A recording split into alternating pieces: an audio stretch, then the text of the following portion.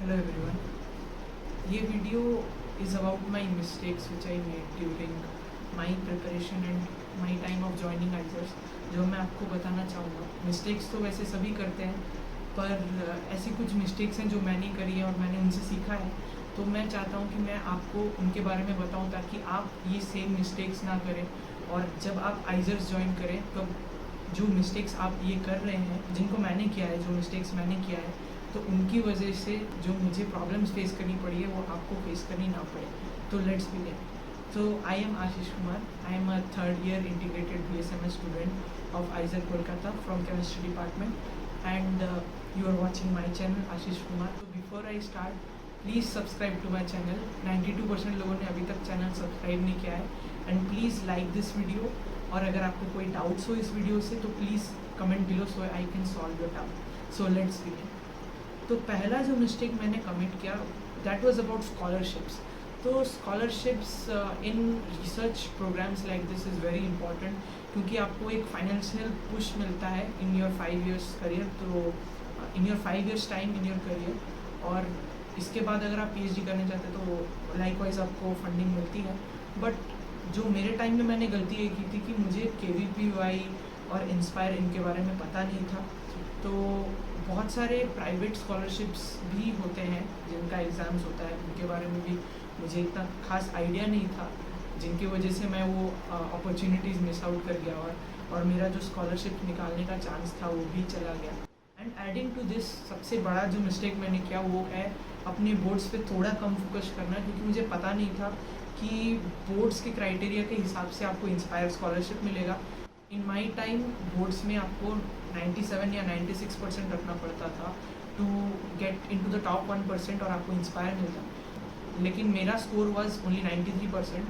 क्योंकि मुझे पता नहीं था तो मेरा फर्स्ट टर्म थोड़ा सा ख़राब हो गया था। हमारे टाइम में 2 टर्म्स हुए थे एक्चुअली कोविड की वजह से। तो ये होने की वजह से मेरा इंस्पायर स्कॉलरशिप नहीं हुआ। और एक गलती जो मैंने करी है वो है JEE एडवांस के ऊपर ना फोकस करके। JEE मेंस में मेरा अच्छा रैंक आया था, मुझे NIT भी मिल रहा था, लेकिन क्योंकि मेरा ISER निकल गया था, मेरा रैंक मुझे पता चल गया था, तो मुझे पता था कि मुझे ISER मिल जाएगा, तो मैं बहुत खुश था।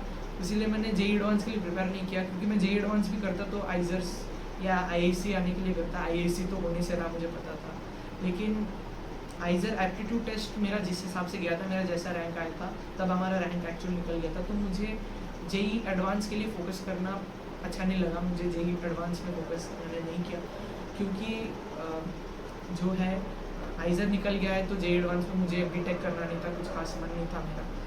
तो बाद में मुझे पता चला कि आप अगर जनरल कैटेगरी से हो और टॉप 10,000 के नीचे आपका रैंक आता है JEE एडवांस में, तो आप इंस्पायर के लिए एलिजिबल हो जाते हो, जिसके बाद आपको स्कॉलरशिप मिलता है। तो ये मुझे बाद में यहाँ आके पता चला, और ये पता चलने के बाद ऑब्वियसली मुझे बहुत बुरा लगा। Obviously you continue your research path तभी आपको इंस्पायर स्कॉलरशिप मिलती है, और अगर आपका कोई गैप ईयर ना हो तभी आपको इंस्पायर स्कॉलरशिप मिलती है। तो ये एक गलती थी मैंने स्कॉलरशिप के बारे में करी। अगर आप ISER ज्वाइन करने वाले हैं या अगर आप प्रिपरेशन कर रहे हैं तो प्लीज़ स्कॉलरशिप के बारे में अच्छे से रिसर्च कर लीजिए कि आपके जो लेवल में क्या क्या स्कॉलरशिप है। मेरे टाइम पे KVPY जो था, KVPY एबॉलिश हो गया था। KVPY पहले फर्स्ट ईयर में भी दे सकते थे। मैं वही सोच के आया था कि मैं KVPY फर्स्ट ईयर में दूंगा और शायद KVPY मेरा हो जाए, लेकिन वैसा हुआ नहीं। KVPY एबॉलिश हो गया, उसके लिए इंस्पायर आ गया। और एक मिस्टेक जो मैंने किया है वो है कि मैं एक अपना माइंड बना के आया था कि भाई मुझे तो एस्ट्रोफिज़िक्स चाहिए, मुझे फ़िज़िक्स लेना है, मुझे इसमें रिसर्च करना है, फ़िज़िक्स में ही जाना है। बट यहाँ आके मुझे रियलाइज़ हुआ कि मेरा जो इंटरेस्ट है वो केमिस्ट्री में है, मुझे केमिस्ट्री ज़्यादा पसंद है। मैंने इस समर में केमिस्ट्री में NIT राउरकेला में इंटर्नशिप भी किया है। तो ये एक जनरलाइज चीज़ है जो मैं सबको बोलना चाहता हूँ कि अपना माइंड बना के मत आओ कभी रिसर्च में कि आपको क्या करना है, कौन सा मेजर चूज़ करना है। आपको ISERS उसीलिए सब फर्स्ट ईयर में सारे सब्जेक्ट्स पढ़ाते हैं, क्योंकि आपको एक आइडिया मिले कि सारे सब्जेक्ट्स में क्या क्या है और आपका इंटरेस्ट एक्चुअली किस में है। तो सारे सब्जेक्ट्स को अगर आप प्यार से अच्छे से पढ़ें तो आपको ऐसा भी हो सकता है, जैसे कि बहुत लोग इस बार हमारे ISER में अर्थ साइंस का मेजर लिया है, और अर्थ साइंस का आपका तो सब्जेक्ट भी नहीं होता था 12th क्लास तक। वो एक नया सब्जेक्ट था जो इंट्रोड्यूस हुआ था और बहुत लोगों को उसमें इंटरेस्ट आया है। इस बार हमारे बैच में सबसे ज़्यादा लोगों ने साइंस लिया है next to physics and chemistry. ये एक बहुत बड़ी बात है कि आपको यहाँ पे आके अपना माइंड रिजिड नहीं रखना है कि आपको यही लेना है वो लेना है। आपको हर जगह एक्सप्लोर करके देखना है कि इस फील्ड में क्या अच्छा है, इस फील्ड में क्या अच्छा है, तो हो सके कि आपका इंटरेस्ट चेंज हो जाए। तो एकदम रिजिड माइंड मत लेके आइएगा कि आपको इसी चीज़ पे रिसर्च करना है। और एक गलती जो मैंने की है वो एक्चुअली काइंड ऑफ मेरी गलती भी नहीं है, बहुत लोग ये गलतियाँ भी कर रहे होंगे कि वो लोग किसी पर्टिकुलर ट्यूशन या कोचिंग में एनरोल्ड होंगे और ऐसा होगा कि ट्यूशन और कोचिंग में क्या होता है, बेसिकली बहुत लोगों के साथ ऐसा होता है कि आपको स्पून फीडिंग कराई जाती है एजुकेशन की, कि आपको एक बुक दे दिया गया, आपको क्वेश्चन लगवा लिए गए, स्कूल में तो पढ़ाई ही गया, फिर उसके बाद कोचिंग में आके आपको टीचर ने पढ़ाया। तो ये चीज़ एक मैं नोटिस कर रहा हूँ कि ये थोड़ा सा मुझे बैकफायर कर रही है, क्योंकि मैं सेल्फ स्टडी करता था, मैं मानता हूँ, बट मुझे एक आदत हो गई थी कि कोई और मुझे पहले पढ़ाएगा उसके बाद मैं सेल्फ स्टडी करूँगा, जो कि मुझे अभी थोड़ा सा फील हो रहा है कि ये यहाँ पे काम नहीं करेगा। मेरा थोड़ा रीडिंग हैबिट भी थोड़ा कम था, मतलब मैं बुक्स वगैरह ज़्यादा नहीं पढ़ता था, मैं एक्चुअली लेक्चर्स ज़्यादा सुनता था, मुझे सुनने की आदत ज़्यादा है पढ़ने से ज़्यादा। तो ये एक आदत है जो आपको बाद में परेशान करेगी जब आप यहाँ पे ज्वाइन करेंगे, क्योंकि यहाँ पे जो प्रोफेसर होते हैं वो लोग ऐसे होते हैं कि वो आपको स्पून फीड कभी भी इंफॉर्मेशन नहीं कराएंगे। बहुत सारा ऐसा चीज़ है जो आपको बुक से पढ़ के समझना पड़ेगा, जो बुक आपको रेफ़र किया जाएगा अपने कोर्स वर्क में। तो ये एक आदत आप बना लीजिए कि आपको अभी से रीडिंग हैबिट बनानी है, अभी से आपको मतलब खुद से पढ़ना है, बुक से पढ़ के समझना है, किसी से समझना नहीं है। आप इसके ऊपर अभी से ध्यान दीजिए, नॉवेल पढ़ना शुरू कीजिए अगर आप बुक में आपका रीडिंग हैबिट अभी नहीं है। जिस सब्जेक्ट में आप प्रिपरेशन कर रहे हैं, फिजिक्स का पढ़ रहे हैं तो एच.सी. वर्मा पढ़िए, केमिस्ट्री पढ़ रहे हैं तो उसकी भी बहुत अच्छी अच्छी किताबें हैं, मैथ्स की बहुत अच्छी अच्छी किताबें हैं, तो वो पढ़ के आप समझने का अच्छे से ट्राई करिए। और एक गलती जो मुझे पर्सनली लगती है मेरी है कि मेरे सारे जो टॉपिक्स हैं मैंने प्रिपेयर तो सब में किया था, सारे सब्जेक्ट्स में किया था, लेकिन कुछ कुछ ऐसे इंपॉर्टेंट टॉपिक्स हैं जिनमें मेरा बेस एकदम क्लियर नहीं हुआ। मैं उसमें सिर्फ यही रह गया कि मुझे फील नहीं आया उस सब्जेक्ट का, लेकिन मैं क्वेश्चन सॉल्व कर देता था। जैसे कि मेरी मैकेनिक्स वैसी थी कि मैं क्वेश्चंस कभी कभी सॉल्व कर देता था, लेकिन मेरा बेस एकदम क्लियर नहीं था।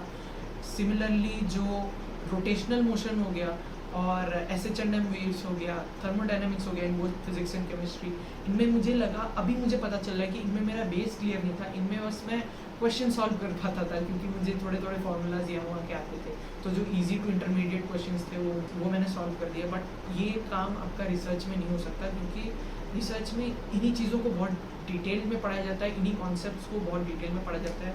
और मैं as far as I know, अगर आप टॉप आइजर्स में आते हैं तो अज्यूम कर लिया जाता है कि ये टॉपिक आपको अच्छे से आता है, तो इनमें बहुत डेप्थ में पढ़ाया जाता है, तो वहाँ पे फंस जाते हैं स्टूडेंट्स। तो the people who have joined आइजर now, तो मैं उनको ये बोलूँगा कि आपका जो अभी भी टॉपिक है, जिस भी कोर्स में एनरोल हो रहे हैं, तो मैं आपको ये कहना चाहूँगा कि उसके बेसिस, उसके जो कॉन्सेप्ट्स हैं उसको अच्छे से क्लियर करें, ताकि आपको कोर्स में आगे बढ़ने के टाइम प्रॉब्लम ना। फाइनली एक और जो प्रॉब्लम है जो मैंने नोटिस की है वो है प्रैक्टिकल्स में। तो मेरे टाइम में क्या था कि 11th 12th mostly Covid period था, तो उस टाइम में प्रैक्टिकल्स हमारे इतने हुए नहीं, और उसकी वजह से एक्चुअली प्रॉब्लम क्या हुआ कि जो प्रैक्टिकल में बेसिक इंस्ट्रूमेंट्स होते हैं, स्क्रू गॉज, वर्नियर कैलिपर और जो बेसिक इंस्ट्रूमेंट्स यहाँ वहाँ के होते हैं, तो वो मुझे यूज़ करना आता नहीं था। और यहाँ पे ज्वाइन करने के बाद जब मैं वो इंस्ट्रूमेंट्स यूज़ करके, हाँ, टाइट्रेशन का जो मेथड होता है वो भी, तो पिपेटिंग, ब्यूरेटिंग, तो वो जब मैंने ज्वाइन किया तो मुझे ये सब यूज़ करने में दिक्कत था और मुझे सीखना पड़ा अच्छे से। और जो प्रोफेसर्स होते हैं कुछ कुछ कोर्सेज में, वो लोग अज्यूम कर लेते हैं कि आपको ये सब आता है, तो वो आपको एक बार बताएंगे, उसके बाद नहीं बताएंगे। तो आपको ये सब आना चाहिए। वैसे जो बाकी स्टूडेंट्स हैं वो भी उन्होंने मेरी बहुत हेल्प की, उन्होंने मुझे बताया कि कैसे क्या यूज़ करना है। लेकिन मैं ये कहना चाहता हूँ कि अगर आप साइंस में आ रहे हैं तो प्रैक्टिकल जो चीज़ें आपको सिखाई जा रही है उसको भी अच्छे से ध्यान रखें, क्योंकि वो आगे बहुत काम आने वाली है। तो फाइनली यही थी कुछ मिस्टेक्स जो मैंने अपने आइजर्स आने से पहले करी, जिसकी वजह से मैं थोड़े प्रॉब्लम्स फेस कर रहा हूँ। ये सुन के बिल्कुल आप अपनी लाइफ में उतारिए कि ताकि आप ऐसे मिस्टेक्स कमिट ना करें और प्रॉब्लम्स फेस ना करें। अगर वीडियो अच्छा लगा होगा तो बिल्कुल लाइक कर दीजिए, नीचे कमेंट कर दीजिए अगर आपको कुछ डाउट है कि इस प्रॉब्लम को मैं फेस कर रहा हूँ, इस प्रॉब्लम को लोगों को फेस नहीं करना चाहिए, ये भी आप बता सकते हैं। और मैं फुल ट्राई करूँगा कि अगर आपको कुछ डाउट है तो मैं क्लियर करूँ। मेरे चैनल को सब्सक्राइब कर दीजिए, और जैसे कि मैंने कहा 92% लोगों ने अभी तक चैनल सब्सक्राइब नहीं किया है। इस वीडियो के लिए बस मैं इतना ही कहना चाहूँगा। अगर आगे मेरे को कुछ रियलाइज़ हो ऐसे टाइप का ही तो मैं आपको ज़रूर बताऊँगा। And for now best of luck, thank you.